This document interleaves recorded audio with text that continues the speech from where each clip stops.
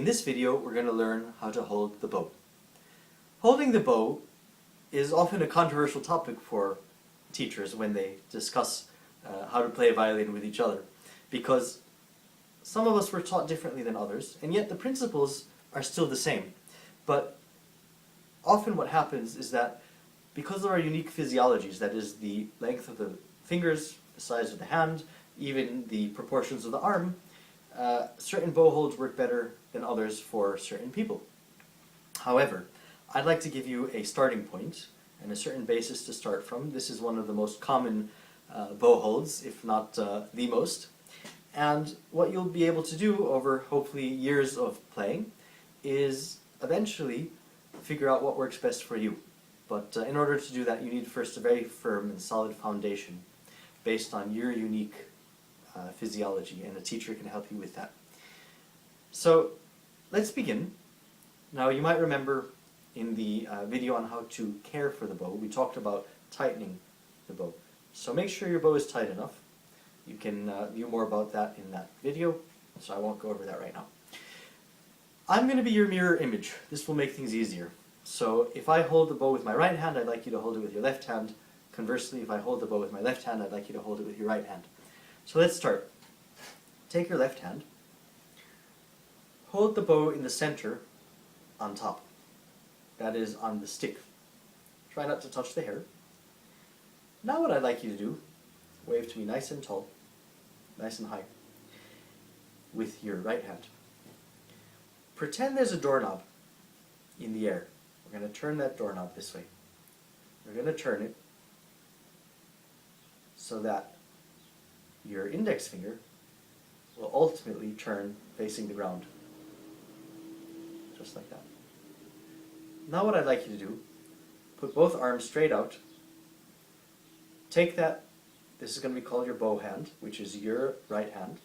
Turn that doorknob, and now look at that middle knuckle on your index finger. Just look at it. Now I want you to imagine a little spot next to that knuckle, just above the knuckle, on the part of your finger that is now facing the ground. Just above that knuckle, put that spot right on the stick next to your other hand.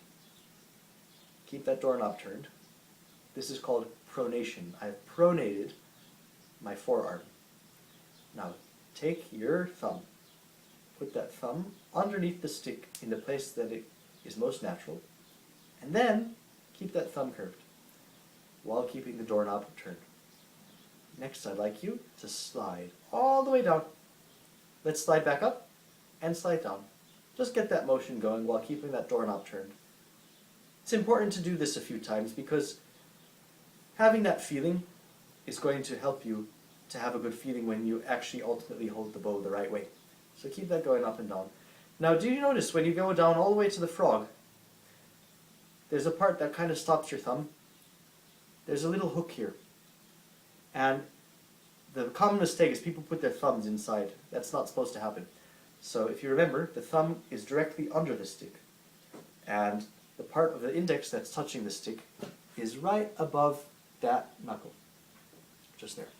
So keep going with that motion. Up and down. Now once you get to that part that's sticking out of the frog, which is right there, stop. We're going to go down and stop.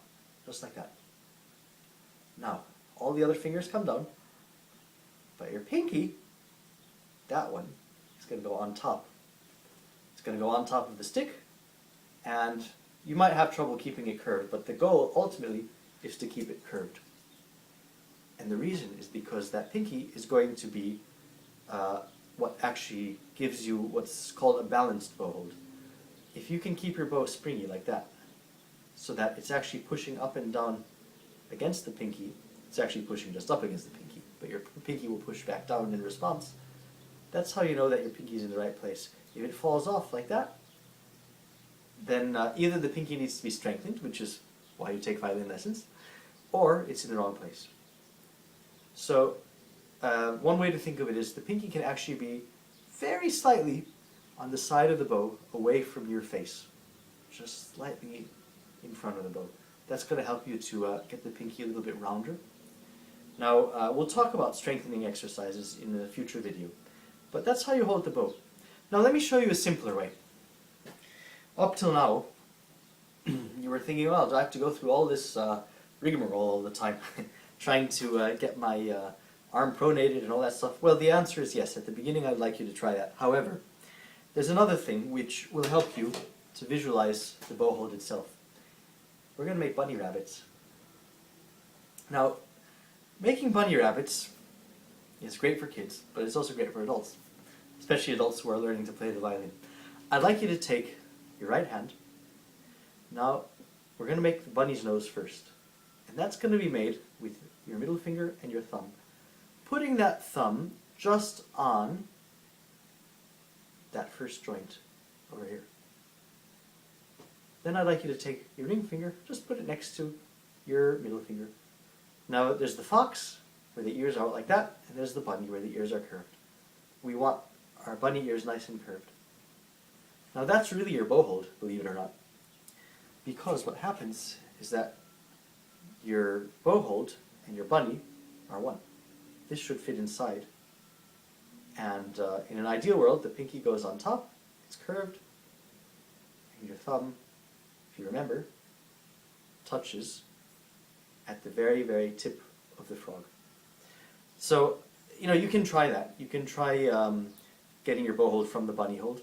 However, I would only advise that later, after you've done the first part of this exercise a number of times for a few days in a row. The next step is to say, I'm going to shake my hand out, and I'm going to just make the bow hold. That's it. And we need some reference points for that. If you want a reference point, think of, where's my thumb going to go? My thumb's going to go right next to that part of the frog. Another way to think of it is between the frog and that black piece of, it's not really leather, it's imitation leather, and that's what we can use as a reference point, although not every bow has this black part. So, like that, pinky curved, thumb curved, bunny nose, bunny ears, part of bunny nose. And that is how you hold the bow.